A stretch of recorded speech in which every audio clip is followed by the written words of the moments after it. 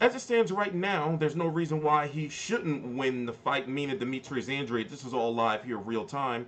Pulled this up on my DVR. Demetrius Andrade is back. Now, they're going to try to finesse you to make you think that he's going to go back down to 154. But here's the issue. Oh, by the way, he should cleanly defeat Alantez Fox. We're going to talk about the fight. Please subscribe. I'm going to turn this up as soon as they start to read the cards, and we're going to listen to it here live. But he has signed a 3-fight deal with HBO. This is his fight at 160 pounds. He's been calling out David Lemieux. He wants Canelo. He wants Golovkin. You know, and he's on HBO. So when you think of the crust of the 154-pound division, they are on Showtime, and they are not coming to HBO. So you got to put 2 and 2 together. But let's listen to this. Please subscribe. Intercontinental Middleweight Champion Warriors. Having gone the 12-round distance, we now turn to the judges' scorecards for the decision. Judge at ringside, Win Kent saw the action 118-110. Don Trella saw it 118-109, and Don Ackerman saw it 116-111. All 3 judges for your winner by unanimous decision, still undefeated and the new ABO Intercontinental Middleweight Champion from Providence, Rhode Island, Demetrius Boo Boo Andrade. Let's see if we can get a post-fight interview from him. I don't think they're doing one. So it's like this. This was a fight, his first fight back on HBO, for him to showcase himself. He fought a 6'4", 6'5" Alantez Fox. He came into the ring, meaning Demetrius Andrade, weighing in at 160, came into the ring at 167 pounds. Alantez Fox, weighed in at 160, came in at 180 pounds. Now, normally Andrade, especially at 154, usually looks like the bigger of fighters in there. For example, against Chad Couquet, he was huge. You know, so he looked extremely small in there compared to 180, 6'5" middleweight in Alantez Fox. Demetrius Andrade is now, what is he? 25-0 with 16 KOs. This is, okay, let me break it down to you, right? Now, let's go back to 2013. He fought Freddie Hernandez and Vince Martirosyan in 2013. Brian Rhodes in 2014. Dario Fabian Puchetta, 2015, untelevised fight. Willie Nelson, 2016. 2017, so far, 2 fights. So if you look at it, 1 fight 2014, 1 fight 2015, 1 fight 2016, and finally 2 fights in 2017, and 2018 is the year he's supposed to, or he needs to have a big fight. Now, looking at the 160-pound landscape, at 160 pounds, right, you have Golovkin, Canelo. Both of them guys are on HBO. They should be fighting in a rematch in sometime between March, April, or May, likely May, right? Because Canelo has taken over May. You have Danny Jacobs, who has just signed with HBO. He's fighting Luis Arias. Andrade could realistically get the winner of that. You have David Lemieux taking on Billy Joe Saunders. He can even go that route. He's still the WBA world champion. Remember, when it comes to the WBA, there's 2 champions. The WBA has already ordered Demetrius Andrade and Lara to negotiate, but unless the deal is lucrative enough, I don't see him going back over to Showtime. He signed with HBO. So therefore, the Lara fight is pretty much dead. And also, will that be the payday? You know, well, I mean, will he get the payday that he's been wanting? Now, Andrade himself has said that the whole Lara thing is old and it's dead. You know, and I'm just looking at it like this. Networks are promoters now. You see what I'm saying? And for him, you know, to be signed with HBO, to be in a different weight division, I don't see fights with Jermell Charlo, WBC 154-pound champion, Jared Swift Hurd, IBF 154-pound champion, or Erislandy Lara, his mandatory WBA Super World champion. I don't see it.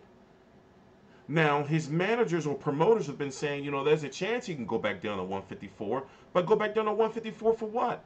And why move to 160? You know? And Andrade himself has been not talking about 154. Only his promotional team has. He's been talking about guys like David Lemieux and the guys I mentioned before. You know, even during the beginning of this fight, he was talking about Danny Jacobs. You know, in the interview, they're not going to give a post-fight interview. Let me see if I can show you that interview I was talking about that he did talking about Danny Jacobs. Let me see if I can pull it up for you guys. By the way, please subscribe. I'm not doing this for my health. I was actually supposed to be at a fight tonight, but then couldn't see my daughter. Long story. Let me see if I can find this interview for you guys. It's around here somewhere where he was talking about you know, who he wants to fight. This is what he came into the ring as. Oh wait, well let's see. Is this it? At the end of the day, I'm still undefeated. I'm still young, tall, black, and handsome. I'm moving up to the 160-pound division for this fight here. And this is going to be my first test. This is where I belong, and the direction I need to be going in is towards Triple G's and Canelo's. Canelo's been running away for a very long time. I can't have him keep on running. Gennady Golovkin is a great fighter. He's not a special fighter, but he's a great fighter. Danny Jacobs is like, you know, a brother, cousin. It will be a difficult conversation to have for me to be like, I'll fight Danny Jacobs. I want the Muhammad Ali highlights. I want them Sugar Ray Leonard highlights, Marvelous Marvin. I want to be with the greats. This is the first step for me. The Wolf is definitely going to be out that night. Ahoo!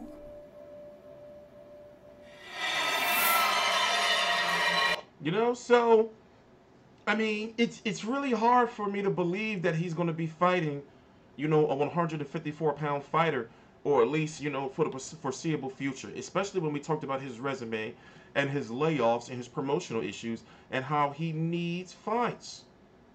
You know, he needs fights. Let me stop this. Live look at Andrade. We're lagging. As far as Alantez Fox is concerned, he was through straight into the deep end. You know, I mean, shout out to him. It's just that with his height and his reach, his fighting style, just, you know, when you're that tall, you know, especially if you're a middleweight, you can really dominate if you have a good jab. You know, you can really, really dominate. He just didn't have it. And like Harold Letterman said, I was noticing in the beginning of the fight, or the first, you know, few rounds, he was afraid to get hit. His corner was telling him, like, yo, you can't win like this. You're not throwing any punches. You know, especially after Demetrius Andrade had hit him with that what was that, that left hook. You know, in fact, let me see if I can show it to you guys right now what he hit him with. I'm gonna pull it up for you. Give me 1 minute. Let me see. This shit right here. You got to see where he pulled it from, though. This is the big shot that we saw Fox get in trouble with early in this fight. Just an overhand left from Andrade, and the chin of Fox was right in the air, and Andrade took advantage. Another angle right here. Fox's chin right in the air. Andrade having the experience that he has. He looked down and shot high. Just a perfect shot.